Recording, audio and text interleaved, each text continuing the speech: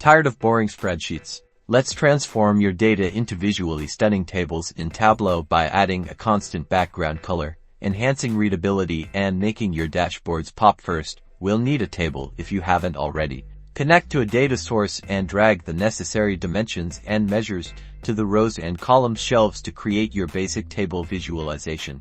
Now, focus on the left-hand side of your screen and you should see a pane like the Format or Analytics pane. Click on the Format pane.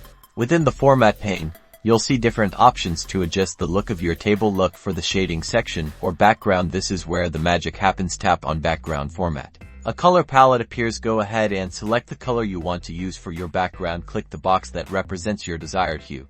And there you have it. You've successfully added a constant background color to your entire table, improving its visual appeal. Now you can easily highlight key information and create a user-friendly experience for your audience to improve your Tableau skills. Subscribe and check out other videos. #Tableau formatting, #data presentation.